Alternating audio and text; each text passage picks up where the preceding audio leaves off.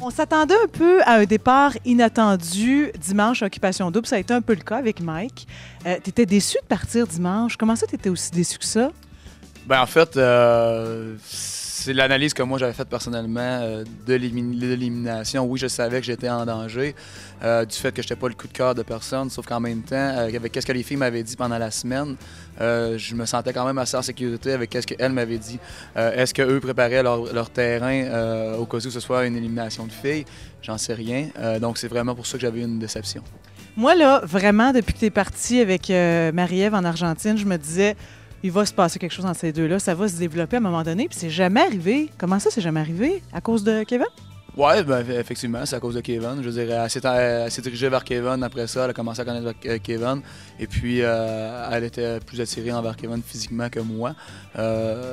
Donc, effectivement, quand on avait des activités, on n'a pas eu... En fait, on est parti en voyage. Après ça, ça a pris un mois avant qu'on ait une autre activité ensemble. Donc, à ce moment-là, c'est comme...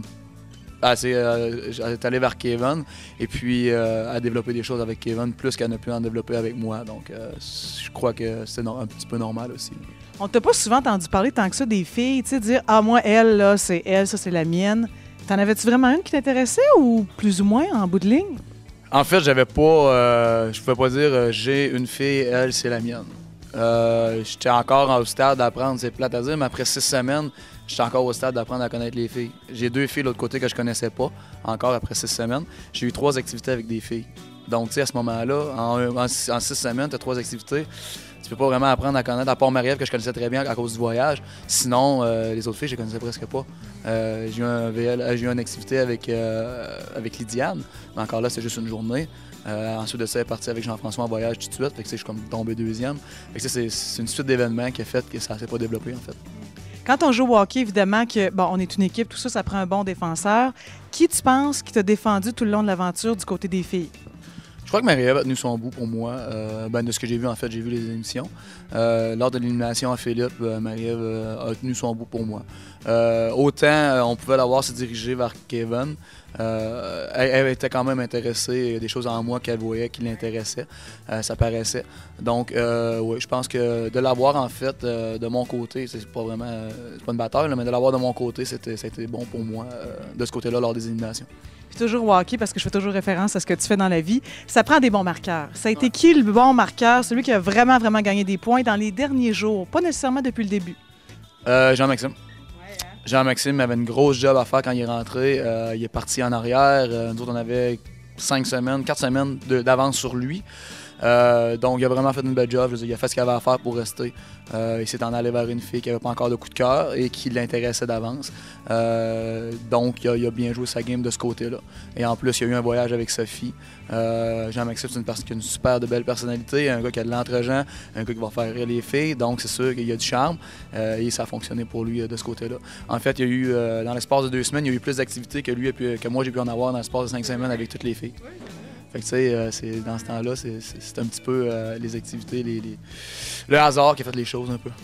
On est toujours dans le concept du joueur de hockey. Alors, un joueur de hockey se doit d'être performant assez rapidement. Bon, j'ai apporté un chrono, c'est pas pour rien. Non, inquiète-toi pas, je te ferai pas courir, là. On sait que tu es en forme. Par contre, le mythe du joueur de hockey t'a toujours suivi. Tu sais, le gars qui va avoir plusieurs conquêtes, le gars qui a la tête très enflée. Alors, tu as une chance aujourd'hui, devant tous les internautes de la Radio Rock Détente, de nous dire que Mike n'est pas justement le gars, le mythe du joueur de hockey. Alors, 30 secondes pour nous prouver ça. Tu regardes la caméra. Es-tu capable de faire ça? C'est bon, ouais. Bonjour tous les internautes. Comme vous avez appris à me connaître dans Occupation Double, le mythe de la tête enflée, je pense que c'était peut-être pas moi la tête enflée cette année à Occupation Double. La personne que je vous ai présentée, c'était le vrai Mike. Vous avez rencontré une personne, si vous me rencontrez dans la rue, ça va être la même personne que vous avez vue à Occupation Double, une personne qui prend soin des autres. Et j'ai été en couple avec 2 filles pendant 3 ans et j'ai jamais triché mes blondes. Donc je crois que ça prouve que je ne suis pas le player qui était supposé être. Wow! Défi relevé, écoute, 30 secondes, top chrono, j'adore ça! Mike, en terminant, il y a des filles qui m'ont dit j'aurais des messages à lui passer. C'est 2 de mes amies à moi. Okay. Premier message, c'est d'une de mes amies qui s'appelle Julie. Oui. Elle m'a dit dis-lui qu'il a des beaux yeux. Merci. Alors, compliment est fait. Et le deuxième compliment aussi, en fait, pas compliment, mais commentaire que je devais te faire, c'est que c'est une de mes amies qui s'appelle Nathalie. Elle m'a dit, est-ce que tu peux lui donner un bisou sur la joue droite pour moi? D'accord? En direct? Oui. OK. En passant, ça c'était la gauche, je vais en prendre un autre sur la droite. Non, je pense que je vais me le faire avoir, là. Hein? Ouais. OK. Alors, si vous aussi, vous voulez en savoir davantage sur Mike, réseaucontact.com, il est toujours célibataire.